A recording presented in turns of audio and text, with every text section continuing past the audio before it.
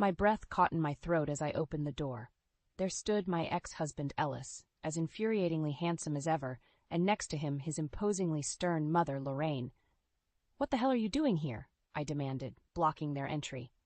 Ellis flashed his signature dazzling smile. "Aren't you going to invite us in, Bryn?" I crossed my arms. "Absolutely not. How did you even know where I lived?" Lorraine huffed indignantly. "We asked your sister, though I can't fathom why she'd tell us after how dreadful you treated our Ellis." My jaw dropped in disbelief. The audacity! I straightened my back and met Lorraine's glare. "You have 10 seconds to explain yourselves before I call security." "Bryn, dear, no need for threats," Ellis interjected gently. "We merely want to discuss our living arrangements now that the unnecessary hostility from our split has faded." "Living arrangements? Is he serious?" He stood there perfectly poised in his designer suit, as if this were a business deal. I almost laughed at the sheer lunacy. "Ellis, if you think for 1 second that I'd ever allow you back into my life—" "We understand you're still emotional," Lorraine interrupted, "which is why Ellis and I have decided I will move in as well temporarily to ease the transition." Transition? Now I knew they'd lost their minds. I stepped forward, backing them towards the elevator. "Let me make this crystal clear. There is nothing to transition back to. We are divorced." Ellis's smile faded, his voice taking on a hint of steel. "Don't be rash, Bryn. You may regret it." "A warning? From him?" My temper flared. "The only thing I regret is wasting years married to you. Now get out before I call security and the police." I jabbed angrily at the elevator button. The doors slid open and I motioned brusquely for them to leave. Ellis hesitated, then stepped in, Lorraine close behind. As the doors began closing, Ellis called out, "Remember, Bryn, you forced my hand." I caught my breath, pulse racing. Forced his hand?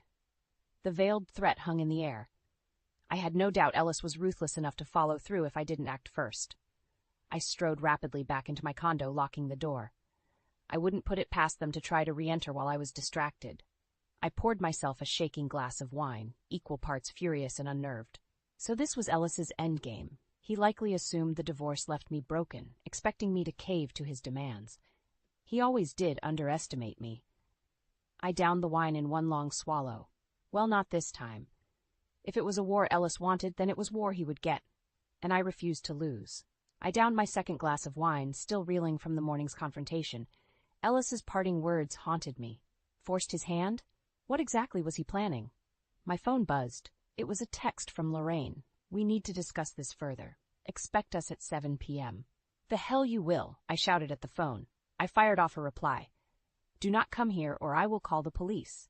This is harassment." Her response was swift. "Don't be dramatic. We just want to talk. You owe it to Ellis after everything you put him through." I threw the phone down in disgust. Everything I put him through?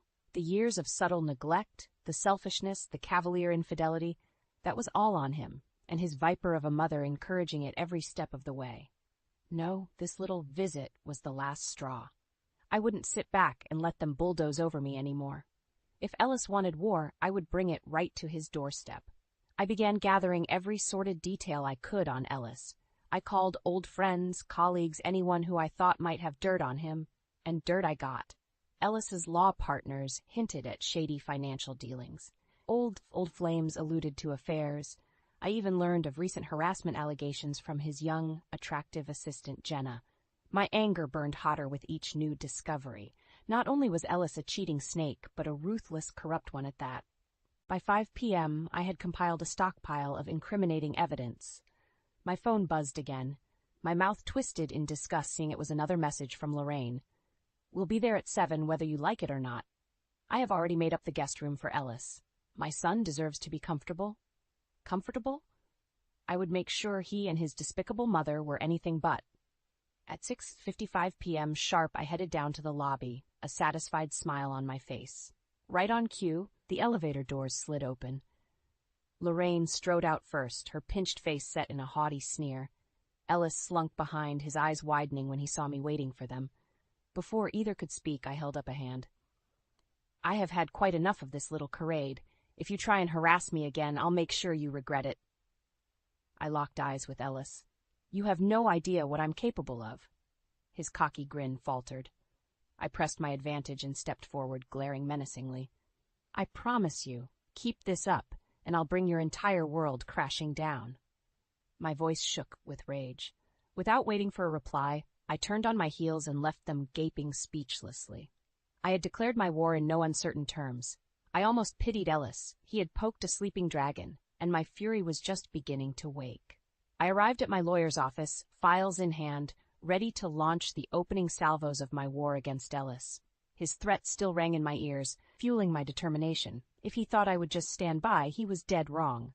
"Bryn, always a pleasure," greeted Jacob, my seasoned attorney. We exchanged quick pleasantries before I eagerly presented my findings. I wanted to wipe that smug grin off Ellis's face permanently. "This is quite an impressive dossier," Jacob remarked, pages spread across his desk.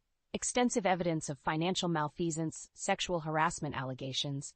He peered up, eyebrow raised. "Do you intend to pursue legal action?"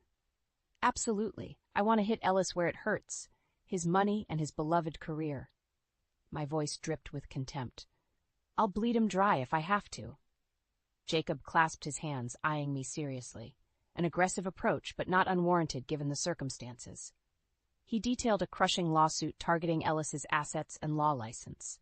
My pulse quickened as he described levying accusation after accusation, toppling the empire Ellis had built on lies. I left Jacob's office charged with predatory purpose. The battlefield was set, and I would emerge victorious, no matter the cost. Ellis had awoken the beast inside me, and I would have my revenge. That evening I received a series of desperate texts from Ellis. "We need to talk. Lorraine is frantic. She invested her life savings in my latest development project, and now the funding has collapsed. We're facing financial ruin if I can't access additional capital right away. Please, I'm begging you." I stared coldly at his groveling messages. Ruin? He didn't know the meaning of the word. But he would soon enough. "Bryn, please, Lorraine refuses to speak to me. You know how she gets. I swear I'll pay you back once this deal gets back on track." Sneering, I began typing a response when my phone suddenly rang. It was Ellis, likely calling to pathetically plead his case further. "What?" I answered sharply. "Bryn, thank God," Ellis's voice wavered desperately. "I know things ended badly between us, but you must help me." Must help him? I almost laughed at his audacity. In the background, I could hear Lorraine's shrill voice. "If you can't fix this, Ellis, you're no son of mine." I'd heard enough. "Ellis, our relationship died the second you betrayed our marriage vows the first time. I want nothing more to do with you or that harpy you call a mother." The line went silent except for Lorraine's strangled gasps. "Good, let them drown in panic." "Please, Bryn," Ellis implored weakly. "I'll tell you exactly what you can do, Ellis," I interrupted. "You can sign these divorce papers and terminate all contact. Maybe then I'll consider not ruining what's left of your career." Checkmate. The battle lines were drawn and my artillery was locked on target, now to fire at will. The silence on the line felt endless as I awaited Ellis's response. Finally, in a broken whisper, I heard him utter, "As you wish, I will sign the papers." His defeated words were sweet satisfaction. I promptly received the signed divorce decree, granting me a clean break along with a substantial settlement befitting my suffering. As an added bonus, Ellis included a sworn affidavit confessing to multiple infidelities. My lips curled maliciously reading his written admission of guilt. It would come in useful later to annihilate any remaining sympathy for him. I decided to also pursue action against his law license.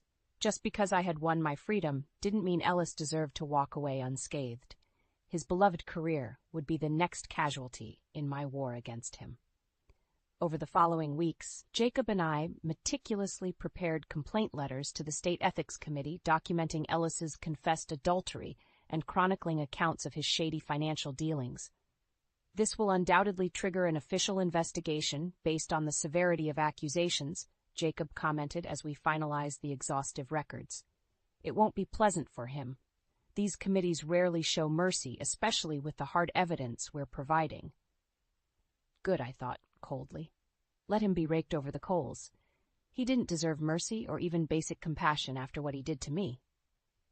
Soon after submitting the complaints, I received satisfying updates of their swift and devastating impact. Ellis was placed under immediate review at his firm and barred from taking on new clients amidst the swirling accusations. Lorraine also kept involuntarily involving herself, as I knew she would. She left me endless raging voicemails when the ethics investigation was announced, blaming me for trying to destroy Ellis over nothing. Destroy him? Oh, I was just getting started. Her shrill accusations only strengthened my resolve. When Lorraine finally had the nerve to show up pounding at my door, I quickly put her in her place. "This is all your fault, you deceitful bitch," she screamed when I opened the door. Before she could spit anything else, I stepped forward and struck her sharply across the face. She staggered backwards in shock, eyes filling with tears. "Get the hell out, and if you ever come here again, the next slap will draw blood." I spat vehemently, slamming the door on her stunned face. Immediately, I filed for restraining orders against the both of them. I wanted the protection of the law to cement my separation from their toxicity. In the following weeks, every update Jacob sent regarding Ellis's deteriorating reputation and mounting legal troubles filled me with fierce satisfaction. With each judgment against him, with each damning headline, I could practically hear the foundations of his world cracking and crumbling. Good riddance. He was finally getting what he deserved. As I stood on my balcony overlooking the dazzling cityscape, I raised my wine glass in celebration. The view now perfectly symbolized my hard-won victory, rising high above the ruins of Ellis and Lorraine, exactly where I belonged. The sharp clack of high heels in my marble foyer pulled my eyes from the jaw-dropping view. I turned with a scowl, assuming it was Lorraine again attempting to barge in despite strict security protocol. But my glare transformed instantly to shock when instead I saw Ellis's young assistant Jenna striding towards me, fiery determination in her eyes. My surprise quickly shifted to anger. "How the hell did you get in here?" I demanded. She waved a keycard dismissively. "I have my methods, but that's not important." "Breaking into my home sure seems pretty damn important," I retorted. Ignoring me, Jenna declared, "I'm here to discuss Ellis." That got my attention. I crossed my arms skeptically. She took a breath. "You should know, Ellis and I are seeing each other. Have been for a while, actually." Seeing each other? Why wasn't I surprised? Ellis always did have a penchant for screwing young subordinates. First his pathetic associate at his old firm and now his new assistant. Despicable but almost impressive in the sheer audacity. I raised an eyebrow. So the harassment claims against him were what? Foreplay? Jenna flushed angrily. "No, I really was upset with him at first. The way he pursued me was so aggressive and manipulative." Her voice trailed off. Interesting. I wondered what lies Ellis had fed her to get into her pants. Jenna finally met my gaze. "But over time he made me feel so special, like I was the only one who really knew the real him, you know?" I stared at her blankly. Oh, I knew the real Ellis, all right, a selfish, sneaky scumbag. But I bit my tongue, curious where Jenna was going with this sob story. Haltingly, she continued. "The point is, I think I love him, and I want to help fix this situation with you and his mother." Fix this? I almost burst out laughing. There was no fix for what Ellis had done, but Jenna's hopeful eyes stopped my bitter response. "Ellis says if you two could just talk," she trailed off hopefully. Now I did laugh harshly. "Jenna, listen closely. There is nothing on earth that could convince me to willingly speak to Ellis again." I sighed, seeing her face fall. "I know you think you see something special in Ellis, but take it from his ex-wife. That man doesn't have a sincere bone in his body." Jenna's lip quivered. For a moment, I almost pitied her. Clearly Ellis had spun an expert web of lies and empty promises, just as he had with me years ago. Straightening sharply, I opened the door and motioned for her to leave. "Go find someone who treats you with genuine care, Jenna. Ellis isn't capable of that." Her eyes watering, Jenna hurried out without another word. I firmly shut the door behind her. Sighing deeply, I leaned against it for support.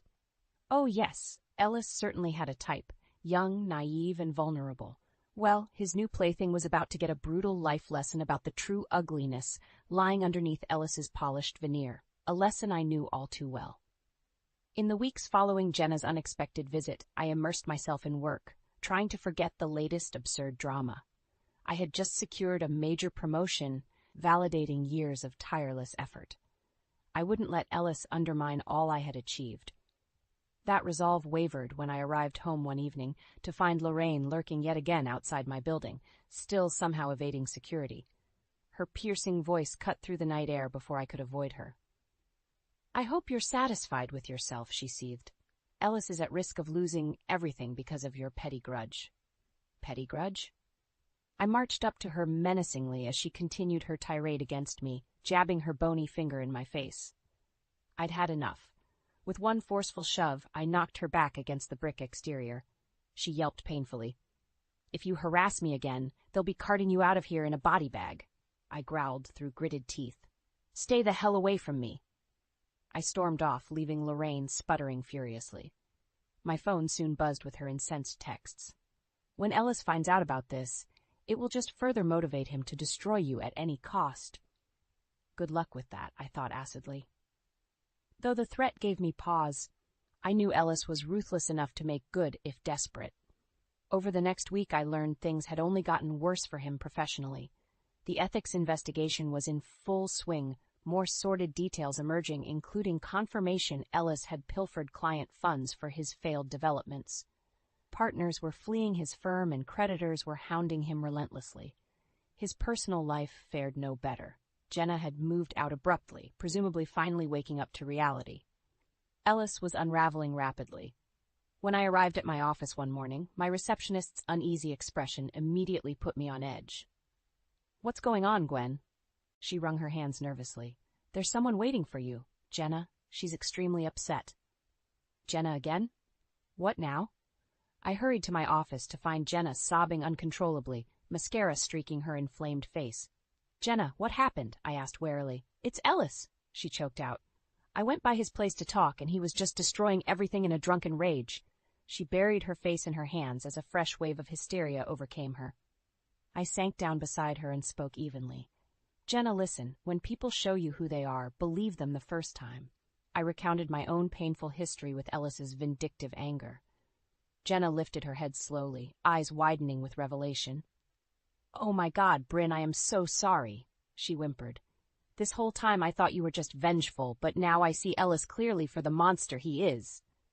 I nodded gravely as she divulged new information on Ellis's violence and manipulation against her, cementing his abusive patterns. As Jenna composed herself, we agreed to coordinate with authorities on appropriate restraining actions. For her sake and mine, Ellis needed to face consequences. The law was about to get its claws in Ellis in more ways than he ever imagined, and I would not relent until he was shredded to pieces. I observed with quiet satisfaction as two uniformed officers firmly led a disheveled and belligerent Ellis down the precinct stairwell in handcuffs. His bellowing denials echoed through the cavernous atrium. Once outside, Ellis collapsed against the cruiser, appearing on the verge of hysterics.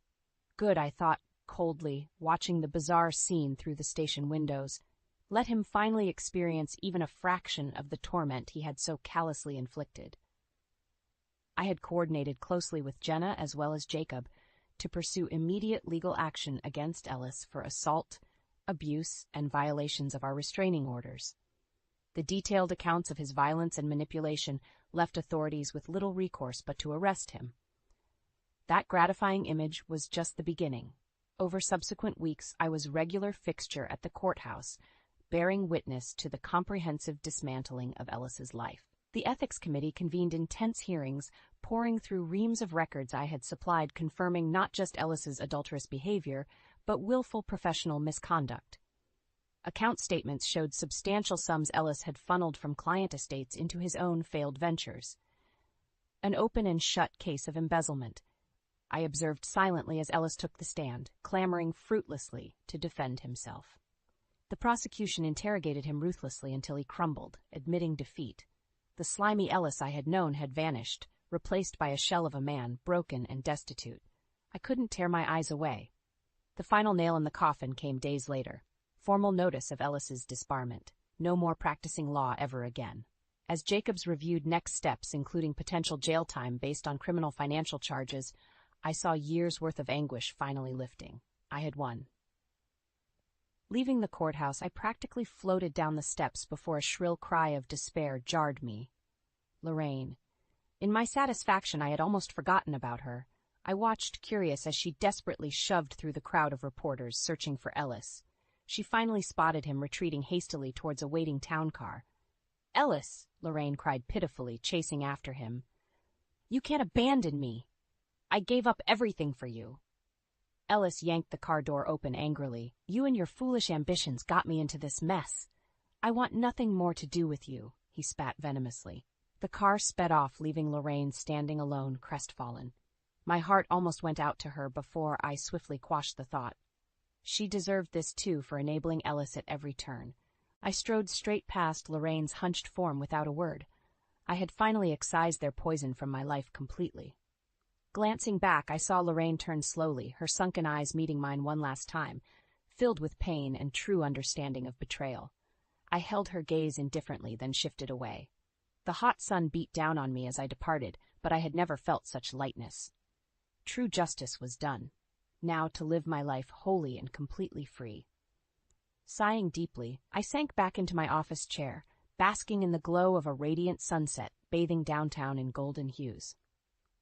I glanced contentedly around the spacious corner suite, a visible testament to my professional successes since leaving Ellis's toxicity behind. I had swiftly risen through the executive ranks to spearhead major marketing campaigns that propelled our firm to record profits. Recognition followed, including well-deserved promotions and industry accolades, affirming my strong leadership vision. Gone were the days of simmering resentment and emotional turmoil that had defined my marriage to Ellis. In its place now stood confidence, self-assuredness, and clarity of purpose. I embraced my seat at the table and reveled in hard-won autonomy. The board was even grooming me for an imminent CEO role, acknowledging my instrumental role in recent triumphs. My throat tightened unexpectedly with emotion. God knows Ellis and Lorraine would have ruthlessly exploited my position and earnings for their own selfish agenda, just as ruthlessly as they had our marriage. Now there were no parasitic ties hindering my ascent. I had clawed my way to the top alone on sheer grit and refusal to be defeated. And I was just getting started. A light rap at my door pulled me from my thoughts. I waved my assistant Devon in cheerfully. His amiable competence and organization were indispensable. "Here is the market analysis you requested," he said, handing me a freshly bound presentation. "Also, your guest has arrived downstairs." I smiled broadly, heart quickening. "Excellent. Send him up, please." Moments later, I heard a firm knock. I opened the door to find Ryan standing there, looking striking as ever in a tailored suit, his warm brown eyes crinkling into a smile as he gave me quick kiss. His stable warmth was exactly what I needed after years wedded to Ellis's turbulent chaos.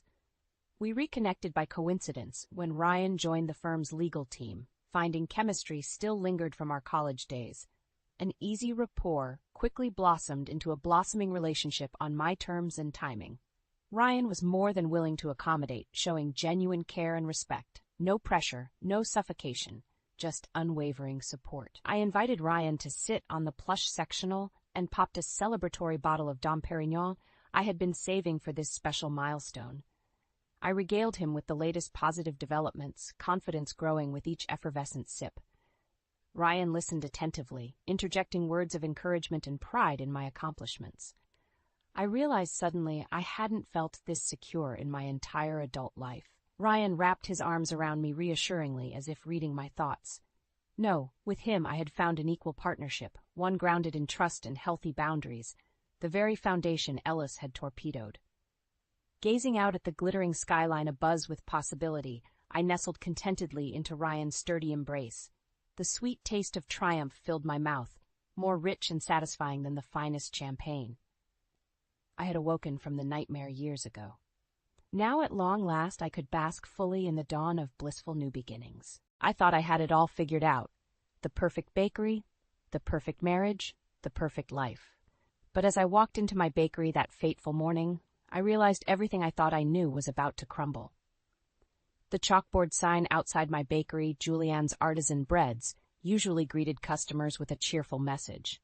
But this morning, the words scrawled across it made my heart sink. "You think you've baked the sweet life, Julianne, but I'm about to add some sour." I stared at the ominous message, my fingers trembling as I unlocked the front door. What did this mean? Who was threatening me? As I stepped inside, the familiar aroma of freshly baked bread did little to calm my nerves. "Carlos, did you see this?" I called out to my most trusted employee, who was already busy preparing for the day's baking. Carlos emerged from the back, wiping the flour from his hands. "Sigh, Julianne, I found it when I arrived this morning. Any idea who could be behind this?" I shook my head, trying to maintain my composure. "No, not a clue, but I'm going to get to the bottom of this." Just then, the sound of the bell above the front door announced the arrival of my husband, Brett. I watched as he strode in, his usual charming smile in place. "Morning, honey." He leaned in to kiss me, but I turned my head, unable to hide my distress. "Brett, did you see the message on the chalkboard?" His brow furrowed in concern. "What message? I just got here." I recounted the ominous warning, searching his face for any sign of recognition or guilt. "Do you have any idea who might be behind this?" Brett's eyes widened, and he placed a comforting hand on my arm. "Julianne, I'm as shocked as you are. This is clearly some kind of twisted prank. Don't worry, we'll figure it out together." I wanted to believe him, but something in the way he avoided my gaze made me uneasy. Before I could press him further, the bell above the door chimed again, and my assistant, Elena, strode in. "Good morning, Julianne," she greeted me with a bright smile. "And hello, Brett. Did you two see the message out front? Isn't it just dreadful?" The way she glanced at Brett as she spoke sent a chill down my spine. Had they planned this together? I studied their interactions, searching for any sign of familiarity beyond what was appropriate between an employee and her boss's husband. "Yes, we saw it," I replied, my voice tight. "I'm going to call the police and see if they can shed any light on this." "Oh, Julianne, I'm sure it's just a silly prank," Elena said, placing a hand on my shoulder. "Let's not overreact. I'm sure it's nothing to worry about." But as I looked into her eyes, I couldn't shake the feeling that she knew more than she was letting on. And the way Brett's gaze kept shifting between us only heightened my suspicion. Something was wrong, very wrong. And I was determined to get to the bottom of it, no matter the cost. The rest of that day was a blur as I tried to make sense of the cryptic message and my growing suspicions about Brett and Elena. Something wasn't right, and I was determined to get to the bottom of it. As I went about my usual bakery routine, I found myself scrutinizing every interaction between my husband and my assistant. The way their eyes would linger on each other, the subtle shifts in their body language, it all felt like a betrayal. That evening, after the bakery had closed and Carlos had gone home, I approached Brett in our modest apartment above the shop. "We need to talk," I said, my voice trembling with barely contained anger. Brett looked up from the newspaper he was reading, his brow furrowing in concern. "What's wrong, honey?" "Don't honey me," I snapped. "I want to know what's going on between you and Elena." His eyes widened, and he quickly folded the newspaper, setting it aside. "I have no idea what you're talking about. Elena's my employee, nothing more." I narrowed my eyes, studying his face for any sign of deception. "Really? Because I've noticed the way you two look at each other, the way you've been spending more time with her, even when it's not necessary for the bakery." Brett let out a heavy sigh and ran a hand through his hair. "Julianne, you're being ridiculous. Elena is simply a hard-working employee who I value. There's nothing going on between us." "I don't believe you," I said, my voice barely above a whisper. "I think you and Elena are plotting something against me and my bakery."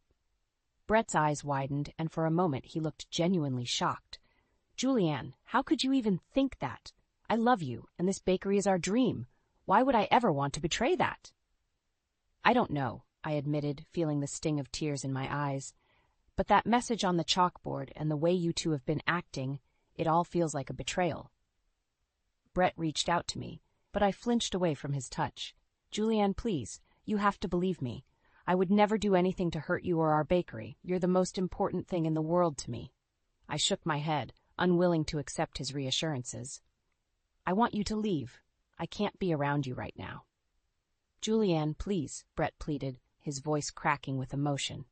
"Don't do this. Let's talk it through. I love you, and I would never betray you." But I had made up my mind. "Just go, Brett. I need time to think." As he reluctantly gathered his things and left the apartment, I felt a sense of relief wash over me, but it was quickly replaced by a deep ache in my chest. Had I really just kicked my husband out? What if I was wrong about all of this? I sank down onto the couch, burying my face in my hands as the tears finally broke free. Everything I thought I knew was crumbling, and I had no idea what to do next. One thing was certain, though. I had to get to the bottom of this. I couldn't let Brett and Alina get away with whatever they were plotting. My bakery, my life, was on the line, and I was determined to fight for it, no matter the cost. As I sat alone in the apartment, the weight of my confrontation with Brett hung heavy in the air. I couldn't shake the feeling that he and Alina were up to something, but I needed more proof. I knew I couldn't take them on alone, not with the power they held over my bakery. That's when I remembered my next-door neighbor, Maggie. She was a sharp-witted lawyer, and I knew she would be just the person I needed to help me uncover the truth. I hurried downstairs and across the street to Maggie's house, my heart pounding with a mixture of fear and determination.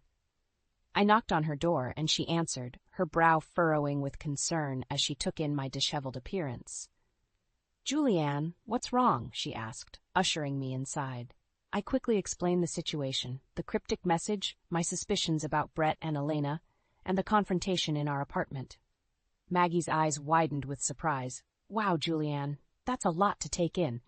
But I have to say, your instincts sound right on the money. There's definitely something fishy going on." "I know," I said, wringing my hands. "I just don't know what to do.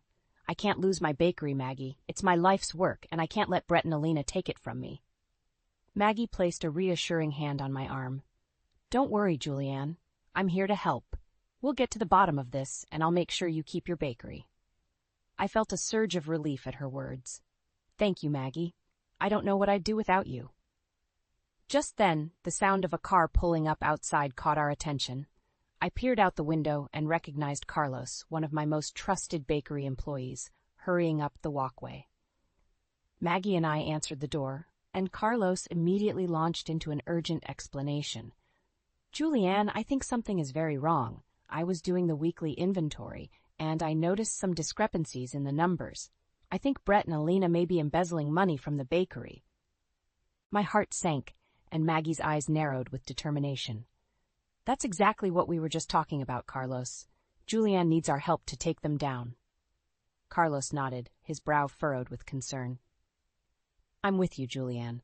This bakery is my second home, and I won't let them destroy it." The three of us huddled together, our heads bent low as we hatched a plan. Maggie would use her legal expertise to help us gather the necessary evidence, while Carlos and I would continue to monitor the bakery's finances and operations. As we parted ways, a newfound sense of purpose filled me. I may have been betrayed by the two people I trusted most, but I had the support of my allies. Together, we would take down Brett and Elena and reclaim my bakery. I returned to the apartment, my mind racing with the details of our plan. I knew the road ahead would be tough, but I was more determined than ever to see it through. This was my life's work, and I wasn't about to let anyone take it from me without a fight. As the sun began to set, I looked out over the bustling streets of our small town, a steely resolve taking hold. Brett and Alina had underestimated me, and they were about to learn a hard lesson. You don't mess with Julianne and her bakery.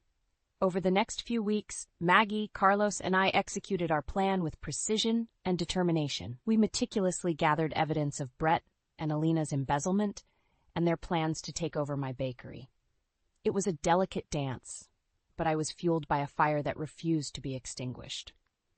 The day of our sting operation finally arrived, and I felt a mixture of nerves and anticipation as I waited for Brett and Alina to arrive. Maggie had arranged for a select group of community leaders and influential patrons to witness the confrontation, and I knew this was our best chance to expose their betrayal. As Brett and Elena walked through the bakery doors, their expressions shifting from confusion to thinly veiled panic, I knew the game was on. "Julianne, what's going on?" Brett asked, his voice laced with apprehension. I took a deep breath, squaring my shoulders as I faced them. "Brett, Elena, I've gathered everyone here today because I have something I need to share with you and our community." I gestured to Maggie, who stepped forward, a stack of documents in her hands.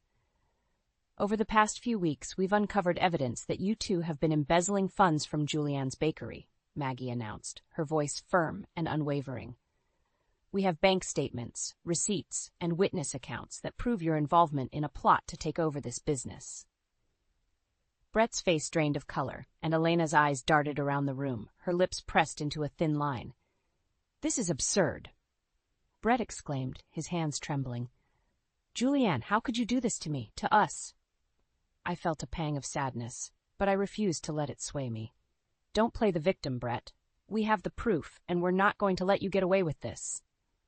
Elena stepped forward, her expression defiant. "You have no idea what you're up against, Julianne. This bakery is ours, and we'll do whatever it takes to keep it." The room erupted in shocked murmurs, and I knew we had struck a nerve. Maggie raised her hand, commanding the attention of the crowd. "That's where you're wrong, Elena. This bakery belongs to Julianne, and we're not going to let you or Brett take it from her. We have all the evidence we need to take this to court and ensure that justice is served." Brett and Elena exchanged a desperate look, and I could see the realization dawning on their faces. They were trapped, and their carefully constructed plan was unraveling before their eyes. "You won't get away with this," Brett hissed, his eyes narrowed with fury. I stepped forward, my gaze unwavering. "Oh, but we already have. This bakery is my life's work, and I won't let you or anyone else take it from me.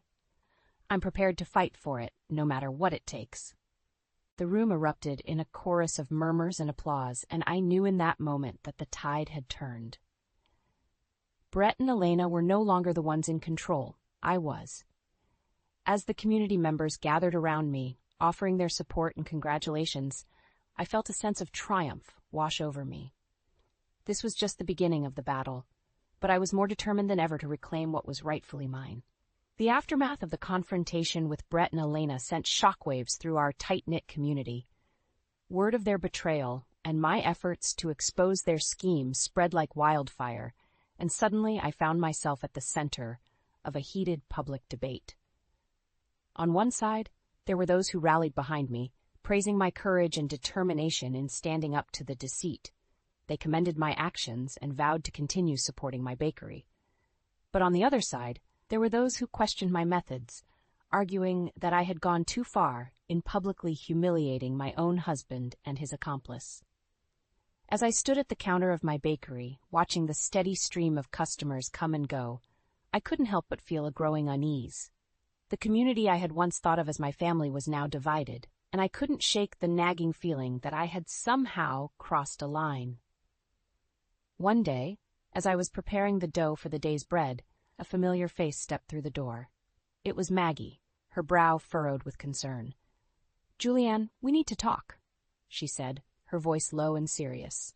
I wiped my hands on my apron and gestured for her to follow me into the back. "What is it, Maggie?" "I've been hearing some rumblings around town," she began, her expression grave. "Some people are starting to question the way you went about this whole thing. They're saying you took it too far, that you should have handled it more discreetly." I felt my heart sink. "What? But we had the evidence, Maggie. We were just trying to protect the bakery." She placed a reassuring hand on my arm. "I know, Julianne, and I stand by you. But you have to understand, not everyone sees it that way. There's a growing sentiment that you were more interested in revenge than justice." I shook my head, my hands clenching into fists. "That's not true. I was just trying to save my life's work, my legacy. How can they not see that?" Maggie sighed heavily. "I know, Julianne, but the reality is you're facing a battle on two fronts now. The legal one against Brett and Elena and the court of public opinion. And that second one could be just as dangerous." I felt a surge of frustration and despair. "So what am I supposed to do, Maggie?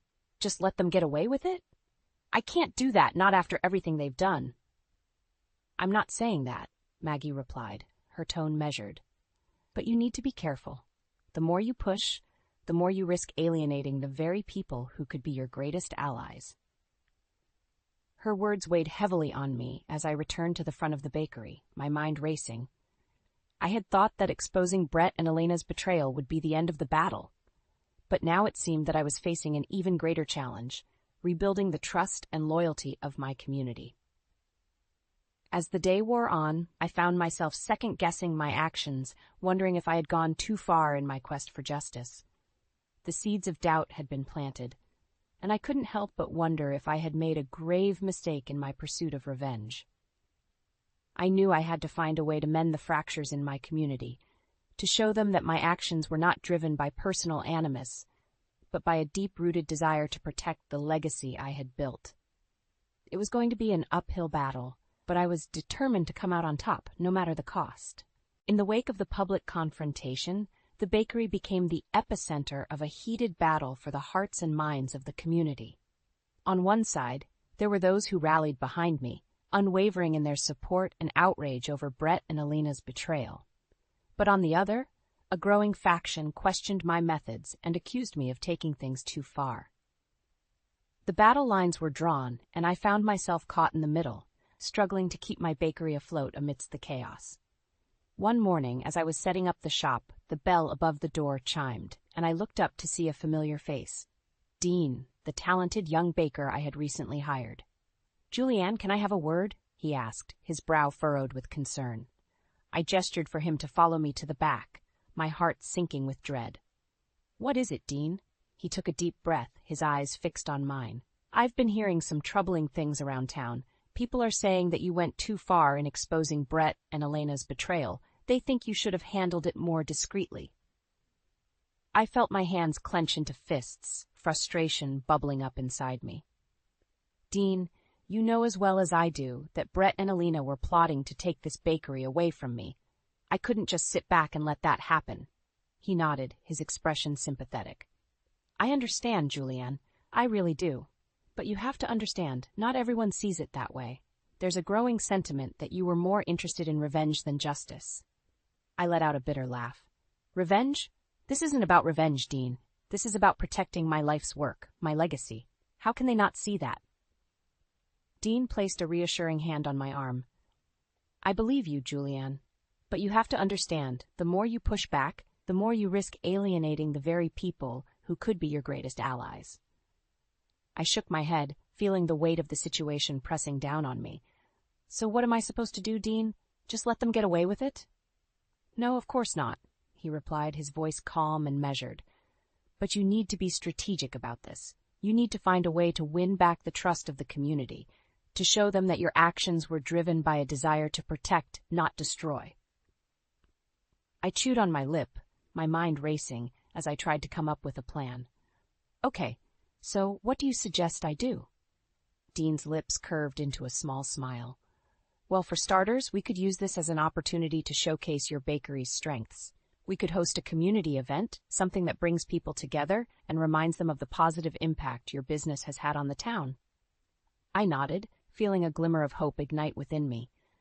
"That's a good idea. We could do a baking workshop, or maybe a charity event where we donate a portion of the proceeds to a local organization." "Exactly," Dean said, his eyes sparkling with enthusiasm. "And we can use it as a chance to show the community that you're not just fighting for yourself, but for the greater good of this town." I felt a surge of gratitude towards Dean, his support and guidance a much-needed lifeline in the midst of the chaos. "Thank you, Dean. I don't know what I'd do without you." He smiled and gave my arm a gentle squeeze. "That's what friends are for. Now let's get to work on planning this event. We've got a community to win back." With a renewed sense of purpose, I rolled up my sleeves and dove headfirst into the task at hand, determined to reclaim my place in the hearts and minds of the people I had once called my own. The community event we organized was a resounding success, drawing crowds of eager participants and restoring a sense of unity and purpose within the town. As I watched people engage in baking workshops, share stories, and come together in support of local charities, I felt a cautious optimism begin to take root. However, the legal battle against Brett and Alina continued to rage on, and the strain was beginning to take its toll. Maggie worked tirelessly, gathering evidence and preparing our case. But Brett and his team of high-powered lawyers fought tooth and nail to thwart our efforts. The day of the trial arrived, and I found myself standing outside the courthouse, my heart pounding with a mix of nerves and determination. Maggie placed a reassuring hand on my shoulder. "You ready for this, Julianne?" she asked, her voice low and serious.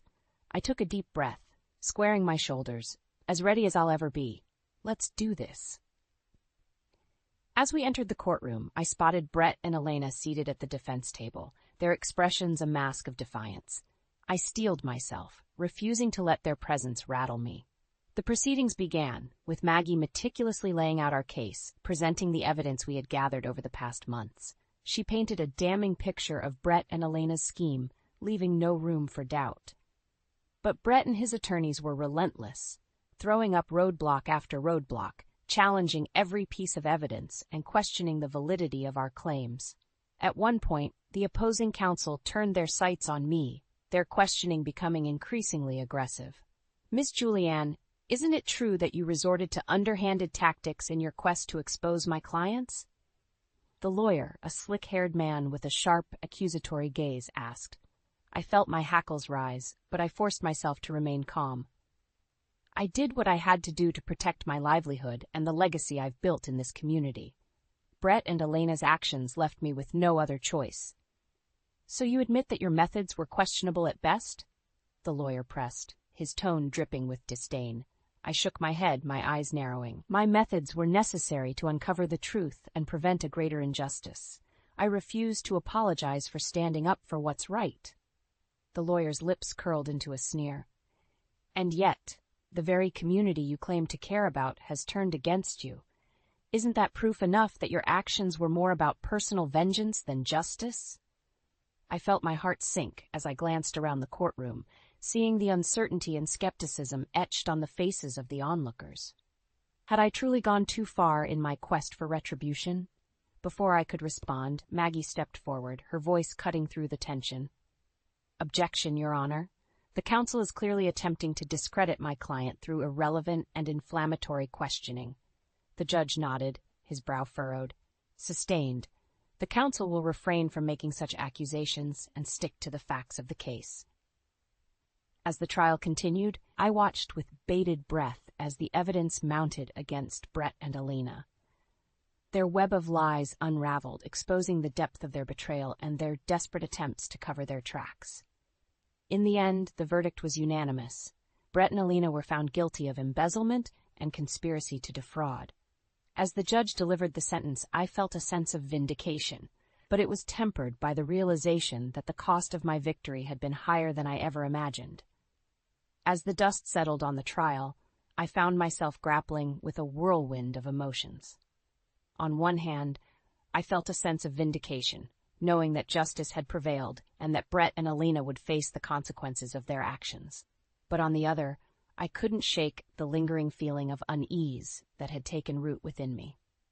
The community that had once rallied behind me was now fractured, with some still harboring resentment towards my methods. I knew I had to find a way to mend those wounds, to rebuild the trust and unity that had once defined our little town. One morning, as I was opening the bakery, the familiar sound of the bell above the door announced the arrival of Dean. He strode in, a determined glint in his eye. "Julianne, I've been thinking," he began, his voice tinged with excitement.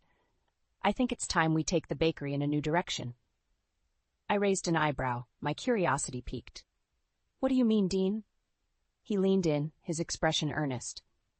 "Well, we've been through a lot these past few months, and I think it's time we use this as an opportunity to reinvent ourselves, to show the community that this bakery is about more than just bread and pastries.